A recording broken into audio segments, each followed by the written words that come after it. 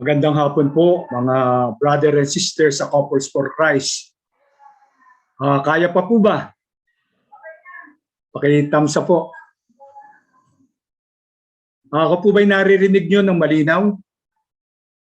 Okay, salamat po. God is good.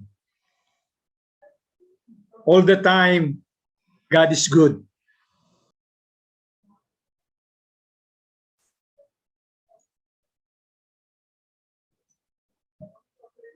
Ito po, ang ating pong panayam ay ang talk number 7. Ito po ang kahuli-hulihang talk sa Marriage Enrichment Retreat ngayong maghapong ito. Ano po ba ang layunin ng talk na ito? Ang una pong layunin ay upang ilarawan kung ano ang Kristiyanong tahanan at ano po ang mga pangunahing katangian nito upang magbigay ng mga takdang hakbangin at mga mungkahi sa pagbubuo ng malakas na Kristiyanong pamilya. Sa panimula po, ano po ba ang ating gawain? Our task as a Christian couple is to build our homes for God. At ang larawan po o tularan kung paano natin magagawa na isang Kristiyanong tahanan ang ating tahanan at magkakameron po ng mga mungkahi kung paano natin bubuuin ang ating mga tahanan para sa Diyos. Ano po ba ang Kristiyanong tahanan? Sa Kristiyanong tahanan, ito po ay nagbibigay ng isang kapaligiran o environment kung saan maaaring makapagtaguyod ng isang Kristiyanong pamilya. Provide the environment that allows us to raise a Christian family. At ito po ang center of our Christian life. Ito po ang sentro ng Kristiyanong pamumuhay.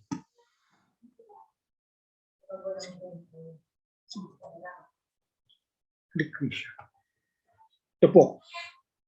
Christian home and family, helping you make Christ the center of your home. At bago ko po simulan ang kasunod na mga kataga, pakikilala ko po sa inyo ang aking pamilya. Ako po itong nasa gitna. Ito po ang haligi ng tahanan, Rodel Avila po. Ito po ang aking asawa, Gigi Avila, ang ilaw ng tahanan. Kasama ko rin po ang aking biyanan, ang lola ng tahanan. Kasama ko rin po ang aking panganay, ang kuya ng tahanan, ang aking pong anak na babae, ang ate ng tahanan. At ito po ang aking bunsong anak, ang bunso ng tahanan. Kasama ko rin po, Panginoon, mga kapatid, ang aking manugang, ang manugang ng tahanan, at ang anghel ng aming tahanan, si Cassie. Ito po ang aking apo. Sila po ang bumubuo ng aming tahanan para sa Diyos.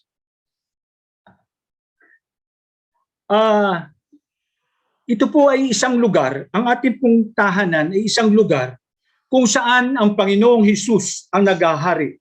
Ang kapagiligiran ay naghahayag ng presensya ng Diyos. Kaya mapapansin po ninyo, narito po ang ating larawan ng ating Panginoong Kristo at narin din po ang Biblia sapagkat ito po ay isang lugar kung saan ang panalangin at banal na kasulatan ay bahagi ng pamumuhay ng mag-anak.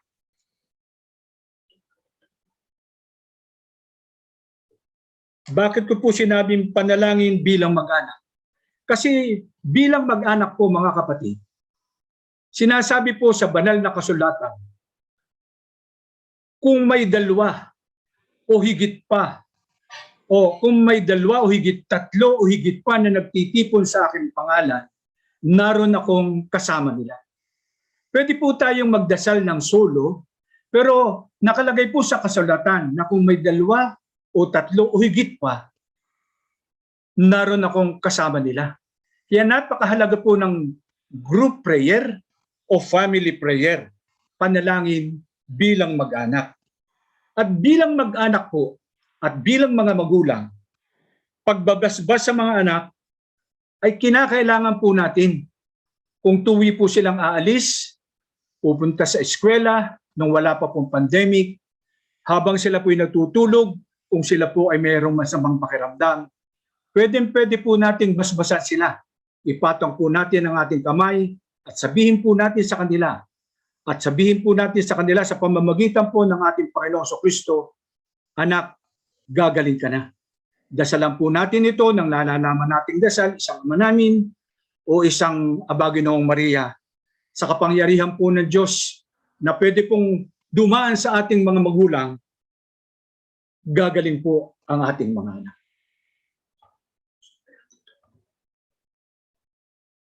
Kailangan po, ano po ba ang characteristic of a Christian home? Ano po ba ang mga katangian ng Kristiyanong tahanan? Ito po ay merong pananampalataya. A place where the Lord Jesus reigns. Isang lugar po saan ang Panginoong Kristo ang naghahari.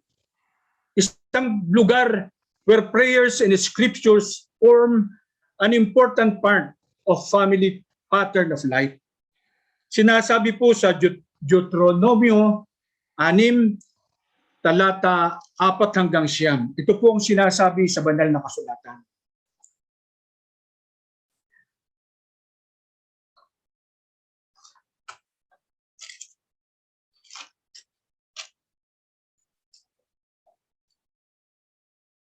Dinggin ninyo mga Israelita, si Yahweh lamang ang Diyos.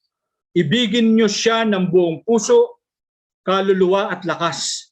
Ang mga utos niya'y itinan ninyo sa inyong isip, ituro ninyo ito sa inyong mga anak, sa loob at labas ng inyong tahanan, sa oras ng paggawa at pamamahinga, sa lahat ng lugar at sa lahat ng panahon. Ipulupot ninyo ito sa inyong mga kamay bilang tanda, itali sa inyong noo, isulat sa mga hamba ng inyong pinto at mga tarangkahan. Ang pagbabasa po ng banal na salita ng Diyos ay dapat po nating maging gawi at maging bahagi ng ating pang-araw-araw na pamumuhay. Isa, lagay mo nga doon sa meron dito.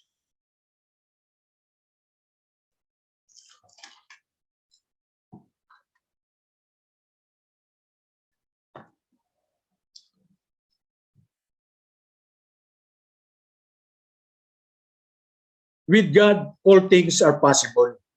Sa ating pong panalangin mga kapatid, anumang bigat ng dinadala natin, anumang ninanais natin para sa ating mga anak, ano naman ang ninanais natin para sa ating buhay pamilya, lalong-lalo na po ang pagkakasakit, sa pamamagitan po ng Diyos, wala pong imposible. Kasi sinabi po ng ating Panginoon, mula po kay San Mateo, Kabanata 18, talata 11 hanggang 20, ito po ang sinasabi niya. Sinasabi ko pa rin sa inyo, kung ang dalawa sa inyo dito sa lupa ay magkaisa sa paghingi ng anumang bagay sa inyong panalangin, ipagkakaloob ito sa inyo ng aking amang nasa langit. Sapagkat saan man may dalawa o tatlong nagkakatipon dahil sa akin, naroon akong kasama nila. Kung narito po sa ating piling ang ating Panginoon, sapagkat tayo pong mga Corpus for Christ ay nagtitipon sa kanyang pangalan, anuman ang hilingin natin sa pagkakataong ito, ipagkakaloob po niya. Kung kasama pa natin ang ating mga mahal sa buhay na nagdadasal bilang isang pamilya, alam ko pong with God, all things are possible.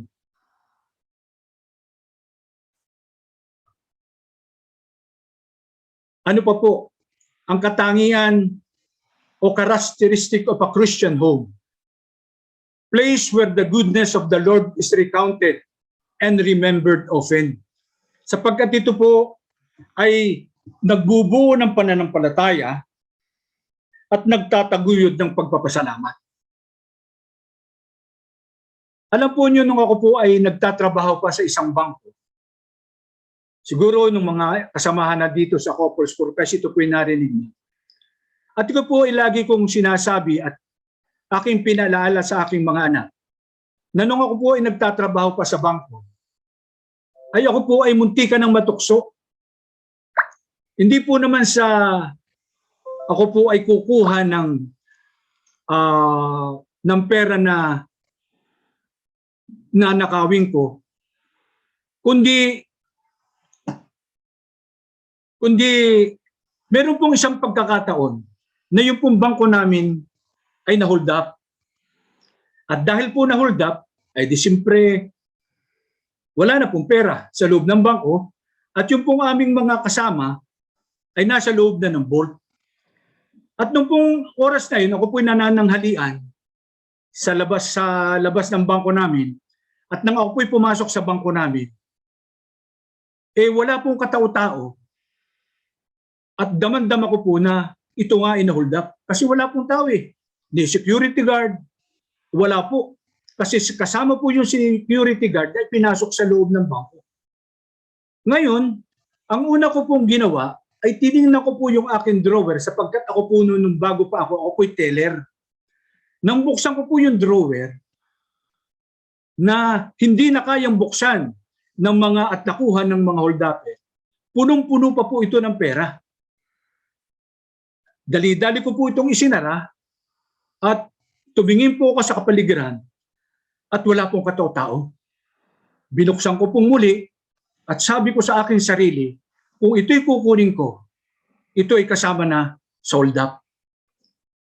Pero bigla pong sa bilis po ng mga pangyayari, isinara ko pong muli at ang ginawa ko po, binuksan ko po yung vault namin upang ang aking po mga kasama sa loob ng vault ay makalabas at baka po sila ay kung anong mangyari doon sa loob sapagkat alam ko pong doon sa loob ng vault ay walang hangin. Sa awa po ng Diyos, hindi po inilak ng mga hold-upper yung vault at ang ginawa ko po, binuksan ko po yung vault at sila po yung naglabasan. Muli po akong bumalik doon sa drawer ko at sila po'y nagkakagulo na, mga takot-takot, mga takot na takot. At ako po naman inaroon sa drawer ko. At yung pong pag-iisip ko na kumuha, ay pumapasok po sa aking isip. At salamat po sa Panginoon, ako po'y hindi nakakuha.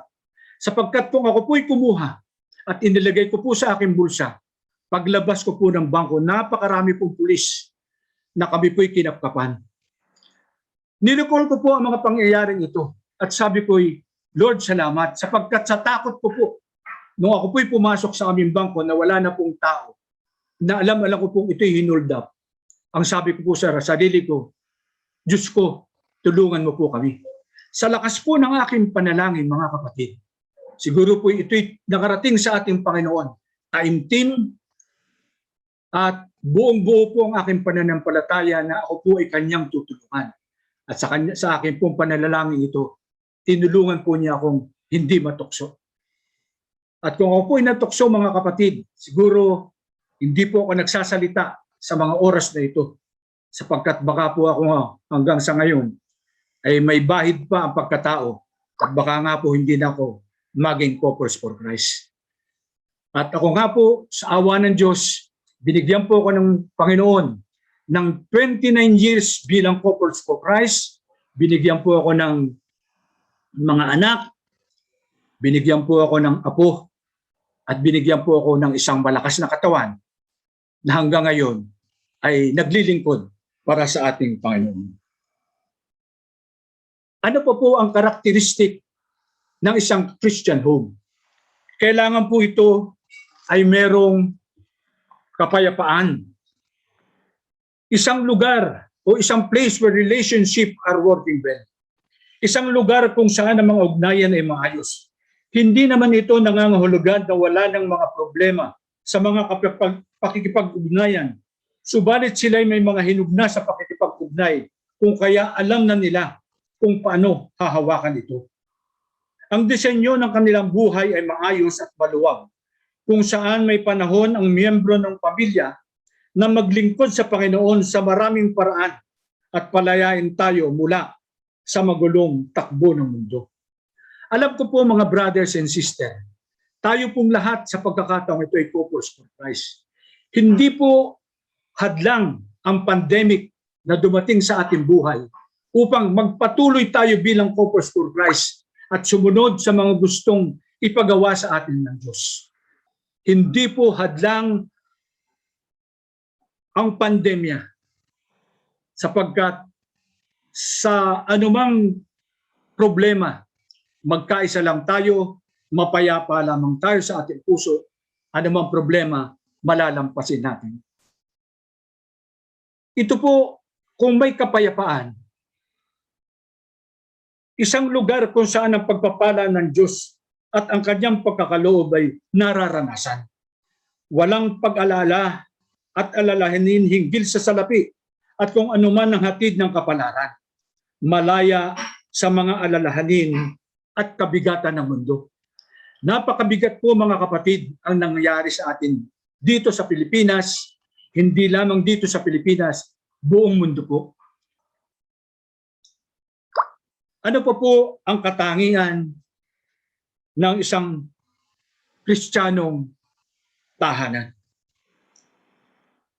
Ito po ay may kaayusan, may order po, nagmumula sa ating pakikipag-ugnay sa Diyos. Ang mga papel ng asawang lalaki at babae, ama, ina, at ang mga bata ay malinaw na iniahayag at isinabubuhay.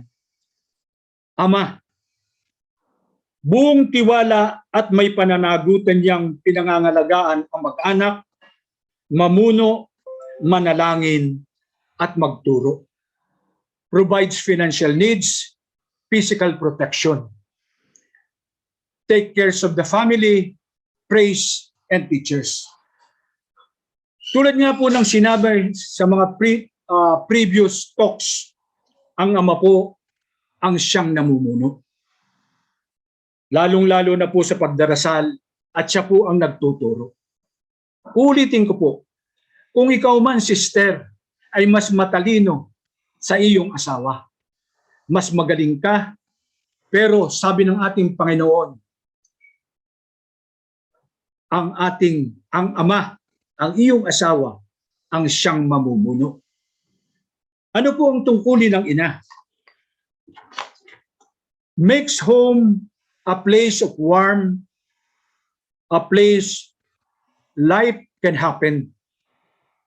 Ginagawa niya ang tahanan na tunay na mainit, maligaya at maaliwalas kung saan maayos, maidaos ang buhay. Ang mga anak, kumikilala, gumagalang, at sundin ang kanilang mga magulang. Honor, respect, and obey their parents. Ngayon, sabi po ng aking isang kakopers, ba't kaya brother yung aking mga anak? Pag nadating kayo, ay takbuhan sa inyo at nagmamano at gumagalang. Sabi ko ay sino bang kasama mo sa bahay? Di sinabi po niya, ang kasama daw niya sa kanilang tahanan ay ang kanyang biyanan at ang kanyang magulang. Tinanong ko po siya, ikaw ba ay nagbe-bless sa iyong biyanan at sa iyong magulang? Brother, pag minsan nalilimutan ko na ay siguro ay ganun din po. Kapag kayong mga magulang, tayo pong mga magulang, ang idol ng ating mga anak. Kung hindi natin iginagalang o nire-respeto o pinakikita sa ating mga anak, ang ginagawa natin sa ating mga nanay at tatay, ay baka hindi rin po nila gawin sa kanilang mga nanay at tatay. Ang paggalang na hindi na siguro nalilimutan natin. Ano pa po? Balikan natin, Tricia. Ang tahanan po ay may mapaglingkod na pagmamahal. Service love. Place where one is eager to serve the others, both members of our household and outsiders. Isang lugar kung saan ang bawat isa ay laging nalalaan na paglingkuran ng iba, maging ito man ay miyembro ng sambahayan, hindi. Lalong-lalo na po kung kasama natin ang ating mga anak. Hindi po tayo mamimili kung sino ang ating paglilingkuran. Ang lahat po ng nasa kasama natin sa ating sambahayan ay ating paglilingkuran. Kung meron po tayong kasambahay, ang tawag natin sa iba ay katulong, paglilingkuran po natin sila at patutunguhan ng maganda. Pag ito po ay nakita natin ng ating mga anak na hindi po natin isinasagawa yung sinasabi natin sa kanila at nakikita nila sa ibang na hindi tayo nagiging mabuti o mabait sa ibang tao, hindi po nila ito magagawa sa ibang tao. Uulitin ko rin po, Father leads, ang ama ang namumuno. Siya po ang nagseset ng direction as to what services to do or to accept and set limits. Ang ama po ang nagtatakda ng direksyon hinggil sa kung anong paglilingkod ang gagawin at tatanggapin. Nagtatakda kung hanggang saan at kailan. Halimbawa po mga kapatid, saan pinag-uusapan ito ng mag-asawa? Saan ba mag-aaral ang ating anak? Kung may mga maliliit pa sila o kung papasok na sa kolehiyo. Ang tatay po nagseset ng direction at nagseset ng limits kung saan siya papasok. Ito ba'y sa private school o sa public school? Sapagkat ang tatay po, siya po ay may katungkulan sa pananalapi. Ano po? Kaya siya ang nagseset ng limit kung anong gagastusin ng kanilang pamilya. Ito ba'y sapat para sa pribadong paaralan? Ay kung ito'y kulang, ay tayo dapat ay sa public school. Alam po nyo, ganun po ang nangyari sa akin. Gusto ko po mag-aral sa private school ang aking bunsong anak sapagkat siya iisa na lang. Ngunit sa kasamang palad, siya po ay meron ng na-aksidente po siya. Ang tuhod po niya ay na-aksidente at kailangan pong operahan. Dahil napakalaki po ng nagastos, wala na po kaming kakayahan upang mag-aral sa universidad na pribado. At nag-decide po ako na siya po ipapag-aralin sa isang public school. Ito pong SLSU, Southern Luzon State University. Alam po niyo mga kapatid,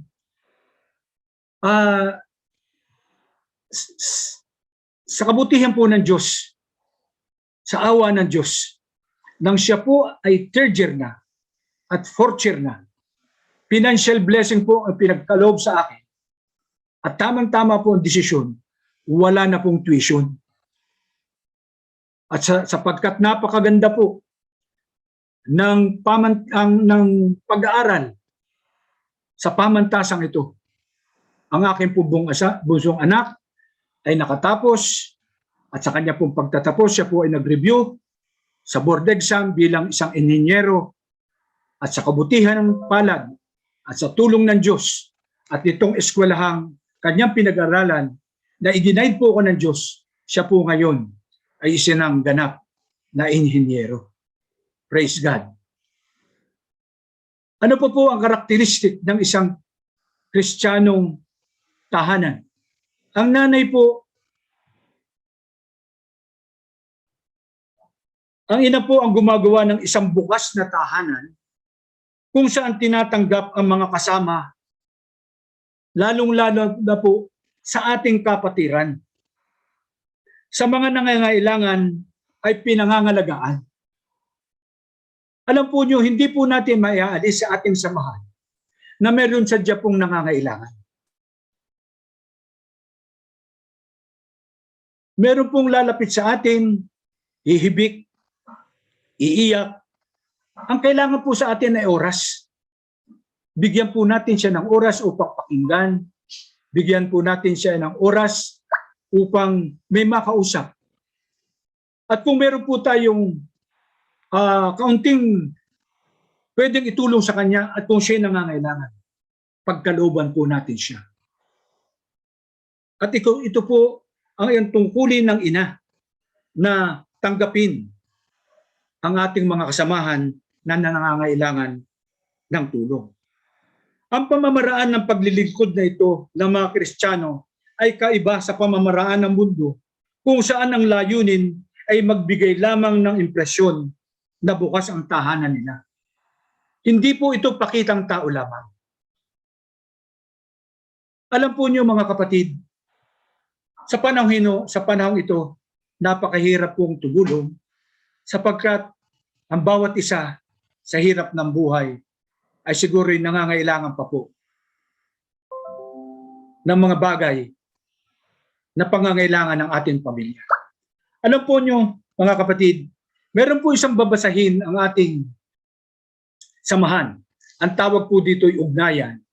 At minsan po sa aking pagbabasa, nakais ko po itong i-share sa inyo, na meron daw pong isang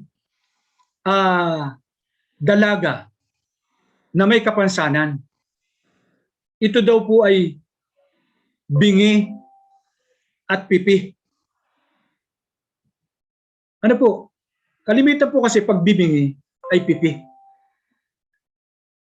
Wala daw po itong ginawa sapagkat ito ay kinupkup ng isang pamilya na wala daw ginawa ang babaeng ito sa umaga, simula pa ng pagkagising, ay sumalok ng tubig at mag-ipon sa drum hanggat ang lahat ng kasama niya sa bahay ay nakaligo na at lahat ng dayagin at linisin ay nalinis na.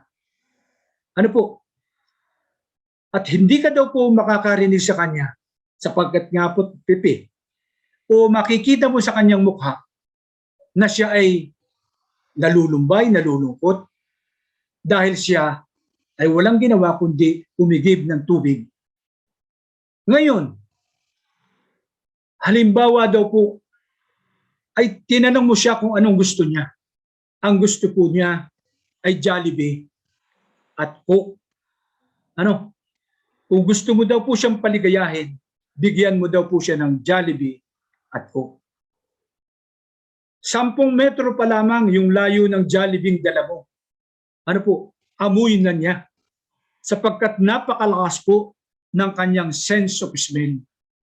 At sa pag-aabot mo daw po sa kanya, nitong Jollibee at Coke, hahawakan daw po ang inyong kamay at unti-unting hihimasin at kanyang mamasahihin at ililipat pa raw po ito sa iyong kabilang kamay at madadamo mo ang kanyang pagmamahal dahil binigyan mo siya ng isang Jollibee at isang Coke. At dahil nga po sa napakasarap niyang magmasahe hanggang sa likod, mapapadukot ka. Pinakamababa na po siguro ay 20 pesos at may ibigay mo o may 100 niya po pwede mong ibigay. Pero hindi po niya ito tatanggapin. Sapagkat ang kanya daw pong paglilingkod ay walang kabayaran.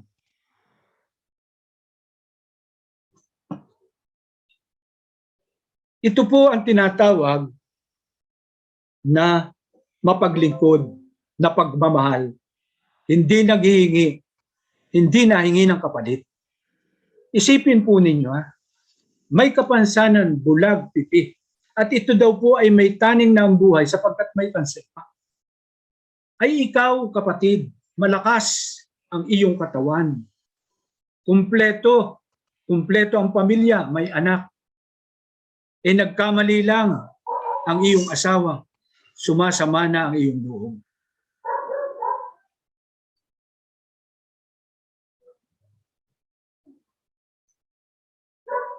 Ito po ang hinihingi sa atin. Bilang ama, naroon po ang paglilingkod ng asawa at naroon po ang kasiyahan ng kanyang mga anak at kasiyahan ng kanyang mga apo.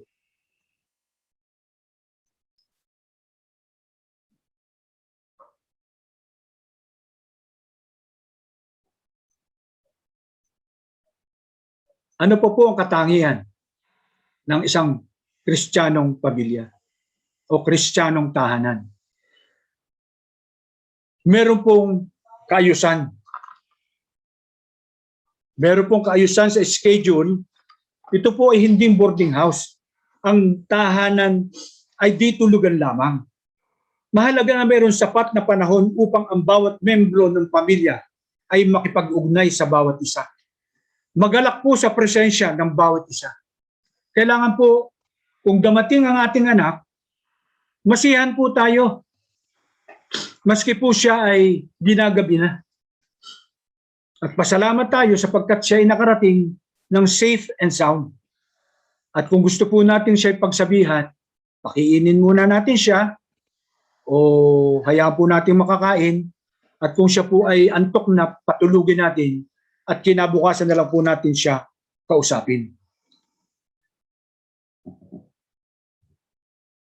Kailangan po ang pamilya ay makipag-ugnay sa bawat isa. Pero kung ang panonood ng telebisyon at pagpi-Facebook ay nakakahadlang, ito po ay di dapat ububos ng oras o panahon na nauukol sa pamilya. Umisip ng mga paglilibang kung saan mayroon silang pag-uugnay o interaction. Diba? Ano po ang pangwakas o conclusion?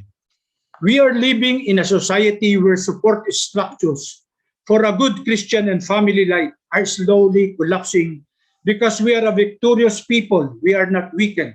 We are people of hope. Namumuhay tayo sa isang lipunan kung saan nawawasak na ang pantulong na kaayusan upang magkaroon ng mabuti at kristyanong buhay ng pamilya.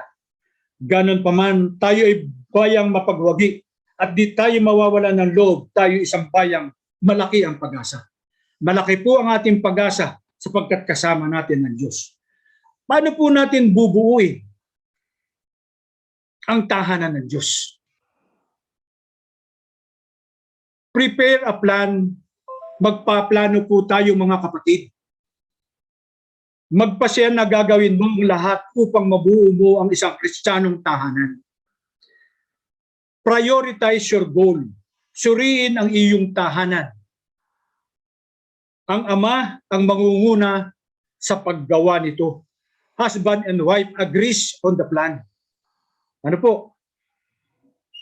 Explain the plan to the rest of the household. Get their input and their cooperation. Have the right mind and attitude.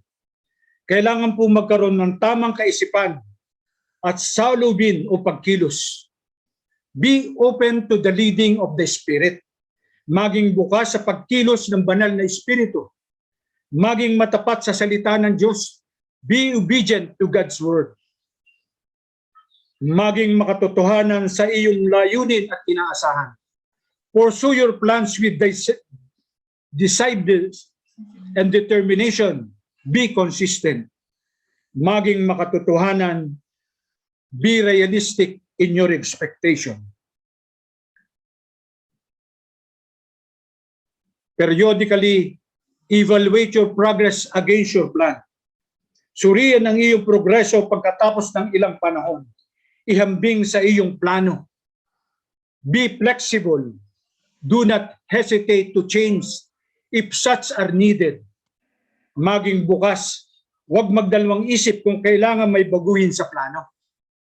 At kung may mali sa plano o mamali kang nagawa, hindi mo nagawa ang plano mo, kapatid. Repent if you have not been faithful and steadfast. Magsisi kung di ka naging tapat at masidhi sa pagtataguyod ng plano.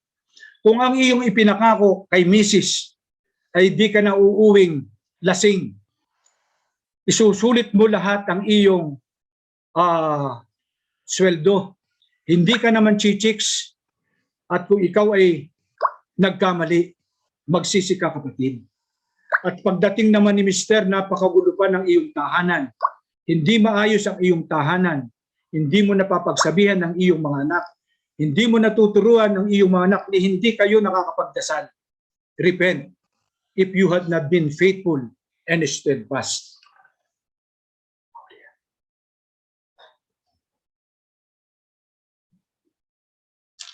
We are given the task of building home, a place where Christian culture truly will be lived to the full.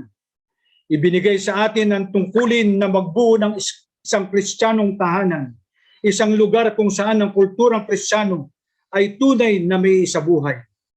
Tayo ay bayang tinawag ng Diyos, bayang pinili niya. Ipagmalaki natin ito at maging tapat sa Kanya.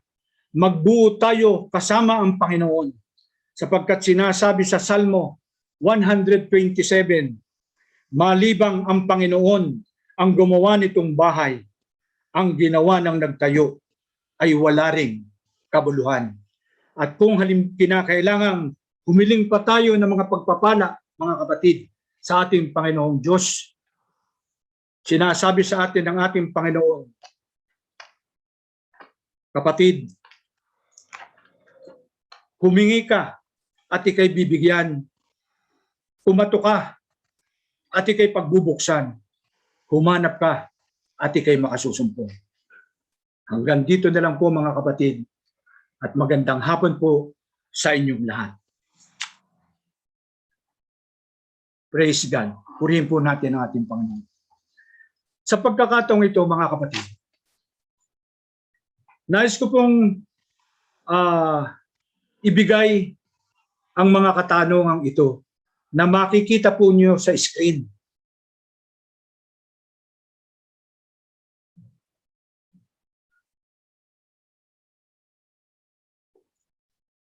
Kung wala po sa screen, ito po ang katanungan. Sa English po ay ito. Number 1, what do we have to develop and or give as a practice in order to make our home a truly Christian home? Ito po, what do we have to develop and or give as a practice in order to make our home a truly Christian home? Number 2, what step shall we take in order to improve the situation in our home? Ito po ang Tagalog. Number 1, ano ang kailangan nating palaguin at ibigay na pamamaraan upang magkaroon ng tunay na Kristiyanong tahanan? Ano po ang kailangan nating palaguin at ibigay na pamamaraan upang magkaroon ng tunay na Kristiyanong tahanan? Number 2, ano ang mga hakbang na dapat nating gawin upang higit na magkaroon ng maayos na sitwasyon sa tahanan? Alam niyo po mga kapatid, sa number 2 po, bibigyan ko kayo ng clue. Prayer, pagdarasal ng buong pamilya. Ito po ang ating kailangan mga kapatid. Ito ang isa sa mga step. Kung halimbawa po ay kayo nagdadasal, kinakailangan po ay mataimtim na pagdadasal. Kung maaari po ay buong pamilya. Kung hindi po naman ay kayo mag-asawa, o kung pwede pong isama niyo yung isang anak, mas mabuti po kasi sinabi ko nga po, kung may 2 o 3 o higit pa na nagtitipon sa kanyang pangalan, naroon akong kasama nila. Ito po ang ating Panginoon. Hanggang dito na lang po at maraming salamat po kay Lord at sa inyong lahat.